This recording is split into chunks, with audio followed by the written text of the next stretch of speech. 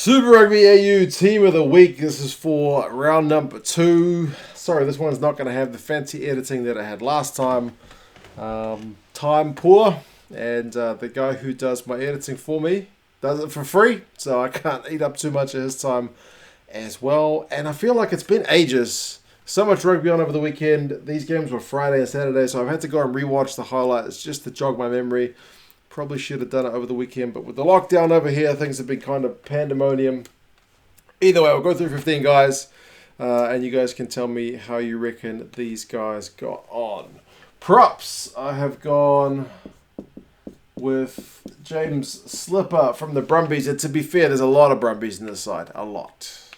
There's a few Rebels, quite a few Reds. I don't think you'll be holding your breath for any Waratahs after the results of the weekend. Slipper didn't score any points. He had 1 pass, 3 runs for 7 metres. He makes 3 from 3 tackles. He does concede 1 penalty. Overall, the scrum was pretty good. The Brumbies set piece continues to be pretty good. It was just an overall dominant performance. And he's one of your key guys in that one. The other guy from, hopefully I've spelled that right off the top of my head, Musili. That looks right. From the top of my head, I did the spelling and then I've just checked it. It looks right. Pone Musili from the Rebels. Maybe not the blockbusting game we were hoping from him or Tupou. It was a wee bit of it, which was good, especially in that first half. But no points scored. He does have 1 pass. He has 3 runs. He didn't get the meterage we would have wanted. ESPN's got him at 1 metre. He beats 1 defender. He does concede 2 turnovers, but makes 8 from 9 tackles. And I think aside from the scrummaging, which was a wee bit under the pump, fair to say, he was a big old unit around the park, making people's lives pretty miserable, which is his job. Oh God, I've put these in the wrong place again. Why do I always go 1, 2, 3?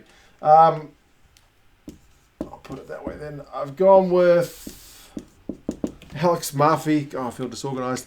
Alex Murphy from the Reds hooker. He scored the only 2 tries of the game, so he's pretty much a shoo-in for everybody's AU team of the week, I would imagine. He did kind of blow the chance at getting a try right before he scored his second one. So he kind of made up for it, which was nice because not everyone gets a chance to do that.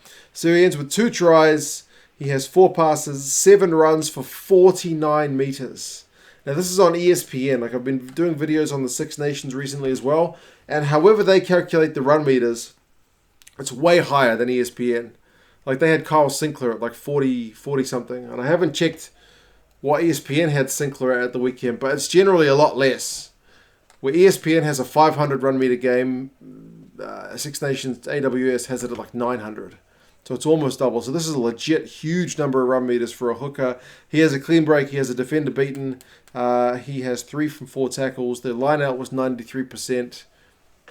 Overall, man, just a very, very good shift from him. And I've gone with another red, and he continues to impress his old Seru Uru. It's really my first chance to get this guy in my field division, and he's doing the business. He's a good ball handling lock, as I would have said last week as well. He has 5 passes, so he likes the ball in hand. He's not afraid of that. He has 10 runs for 27 metres, which again, it's not 47 that Murphy had, but in locks terms, it's pretty good. Has a clean break, has a defender beaten, has an offload. So like I mentioned, he's got very good hands. Like it reminds me of, I don't know, I don't want to say Brodie Retallick because Brodie Retallick is a former player of the year, but just the confidence of him. He's not like just a workhorse, makes his tackles, jumps in the line out kind of lock. He's got a really good skill set about him. So yeah, overall, 3 from 3 tackles, pretty good effort. So I look forward to seeing more of him throughout the season. A Brumbie, I've gone with Darcy Swain on the other side. Maybe not quite the flashy numbers. He does get 9 from 9 tackles, which is kind of what you want to see. He has 3 runs. He has no run meters, which is maybe less flashy. He had, I've not written it down, I think it was like 8 line-out takes. Was it 5? Him and Neville got the lion's share of them, but his is kind of the opposite of Uru. His is a traditional second row performance, and he was very solid. It's hard to gauge against the Waratahs at the moment because they have been looking pretty poor, but he's the guy I've gone with. That's the type 5. Number 6, another Brumbie. I've gone Rob Valtini, and he continues to improve as he doesn't get injured, thankfully. He's had a try in this game. It was a run from like a metre or 2 out, which is kind of what you would expect from a guy his size to be able to bust over the line. He has 8 runs for 26 metres and 4 passes. So a solid effort. He could bump those numbers a wee bit higher, seeing as Uru got 27 in his game. Valtini against a pretty poor Waratahs side maybe could have capitalised a bit more. A clean break, a defender beaten, an offload. 11 from 12 tackles. Overall, lots to like about his performance. Plenty of good loosies in Australia, as I've mentioned numerous times. And this guy for the Reds is another one, Fraser McRate. He ends up with a try assist, which is kind of one of the, I don't want to say a weak, but it's a pretty easy try assist for him to get. He basically has the ball at the back of the maul, and he's the guy who pops it to Murphy, and Murphy speedballs over. Speedball? I don't think that's a rugby term. That might be a term from something else. Speed runs? That's a gaming term. Has a fast run, a charging run at the Rebels line, and he goes over. So McRate's role in it was rather minor, but he's still credited with a try assist. He has 7 runs for 38 metres, which on his own is actually a pretty good effort. Like, compared to Valtini, McRate's numbers are a lot nicer. Like, similar number of runs, in fact, 1 fewer, but he's got more run metres. 2 clean breaks. He does have 2 turnovers conceded, but he's also 11 from 11 tackles, so not a missed one in the lot. So, yeah, Fraser McRate. 2 weeks in a row for him as well. Number 8, I've gone with Pete Samu, who, I don't know what his position is in the pecking order with Dave Rennie at the moment, but he also gets a try assist. They were a bit easier to come by in the other game because the first game only had the 2 tries. But the second game had a lot more. 5 runs for 17 metres. Again, maybe he won't be that chuffed with those numbers. 6 passes, though, and he's another guy with pretty good hands. A defender beaten. Does have 1 turnover conceded, but 8 from 8 tackles. He's just comfortable. He's just comfortable being a link-up man. He's always been that way when he was with the Crusaders as well. He's just, I think I mentioned it last week, just one of the better ball-handling guys. So him and Uru on the same team would actually be a pretty nice proposition. But you do need your grafters and not just the flashy guys. Not outside backs, just backs. Nick White. Now, as much as I thought Tate McDermott was kind of the premier halfback in the competition last season, so far it's been Nick White. He scored a try. I'm not sure about the celebration. It was a bit over the top for me as a bit of a stick in the mud. But he scored a pretty nice try with a nice dummy. He has 5 points from that try. 44 passes, 7 runs, 18 metres, most of them in that try, I would imagine. A clean break, which would have been the try. 2 defenders beaten. He does have 2 turnovers conceded and 2 from 3 tackles, but overall just ran the show really well for the Brumbies on a day where they were just far too good against a really poor Tars side. And his partner in crime, Noah Lolosio, he gets a try, which is a try that no first 5 should be getting, man. He's in a maul. His forward pack would have been staring daggers at him after he's the guy who ends up coming up. The backs pile in there. They get the maul over. He gets a try. He gets 5 conversions. He gets a try assists. His kicking, some of those kicks were really tough ones. So he ends up with 15 points on the day. 12 passes, 8 runs, so a good spread of passing it and running it. He runs 17 metres, beats 2 defenders, has 2 offloads. He does have 1 turnover conceded and 1 missed tackle, but makes 4. And overall, I should have maybe gone with Tamua for his effort against the Reds. And if he gets that last kick, he definitely gets it. But you think about it, Tamua had a good game. O'Connor had a good game. And Lolosio had a good game. Harrison, it's really hard to judge based on that performance because the Waratahs are atrocious. But you guys seem to have some options at 10 if you're an Australian fan. So that's good news all day long. And another guy who can play 10 is old Reece Hodge. but did manage to squeeze another rebel in there. He kicked a pretty sweet penalty, like 50 odd meters from a bit of an angle. Those are the ones he kicks. He misses the easy ones, but he gets that one.